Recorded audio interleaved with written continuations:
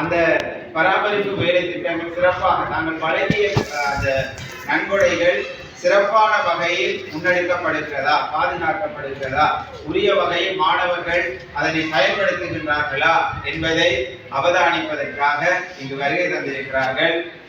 அந்த வகையில் பெற்றோர் உங்களுடைய பொறுப்புகளும் இருக்கிறது. நான் நீண்ட நேரம் பேசவில்லை, ஒரு சுருக்கமான சில விடயத்தை கூறிவிட்டு அவர்கள் தொடர்ந்து உங்களோடு கலந்துரையாடுவார்கள்.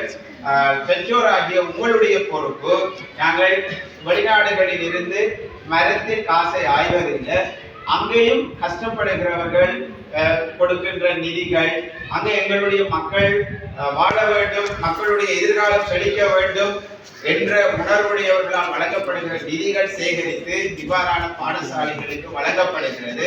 ஆகவே வழங்கப்படுகிற நிதிகளின் ஊடான இந்த பணிகளை தொடர்ந்து பராமரிக்க வேண்டியது உங்களுடைய பொறுப்பு. இந்த பாடசாலையை செய்யும் பொழுது இருந்த அதிபர் இல்லை, இப்போது புதிய அதிபர் வந்து உண்மையில் அவற்றை வர்ணம் தீட்டி மிக அழகாக நேர்த்தியாக அதனை செயல்படுத்தி கொண்டு பாதுகாத்து வருகிறேன், அதனுடைய பெருமதியை உணர்ந்து. ஆக நீங்கள் உங்களுடைய பங்களிப்பை செய்ய வேண்டும். நீங்கள் அவதானிக்கணும். பாடசாலையில சில நேரங்களில் பார்த்தீங்கன்னா இந்த பாடசாலை ஆரம்ப கட்டத்துல போதைப் பொருட்களோடு நாங்கள் என்னோட கோச்சர் போக கூட பயம். அவரான 2 பெண்கள் கூட அதுக்குள்ள வந்து இருந்தாங்க மாலை நேரத்தில். அதை நாங்கள் பிடிச்சு கொடுக்கறது கூட எங்களுக்கு பயம். அப்படியான சூழலில் தான் இந்த பாடசாலை இருந்தது. இன்று ஒரு பாதுகாப்பான பாடசாலையாக இது மாற்றப்பட்டிருக்கிறது. யாரும் அதை மறந்து விடக்கூடாது.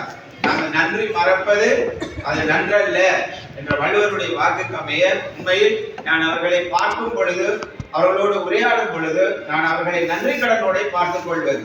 அண்மையில் கூட கலிபோர்னியாவில் அமெரிக்கா கலிபோர்னியா லாஸ் ஏஞ்சல்ஸ் பகுதிகளில் காட்டுத்தீ ஏற்பட்டது என்று சொல்லும் பொழுது உண்மையில் சரியான கவலையா இருக்குது. ஐயோ, அவர்களுடைய பகுதிகள் பாதிக்கப்பட்டதோ, ஏனென்றால் அவர்கள் இல்லாவிட்டால் எங்களை போன்ற நிறைய பாடசாலைகள் இலங்கை வளமற்று இருக்கிறது. அந்த பாடசாலைகளை எல்லாம் உயிரூட்டி கொண்டிருக்கின்ற ஒரு அற்புதமான நிறுவனம் தான் இந்த IMHO என்று சொல்லப்படுகின்ற நிறுவனத்தினர்.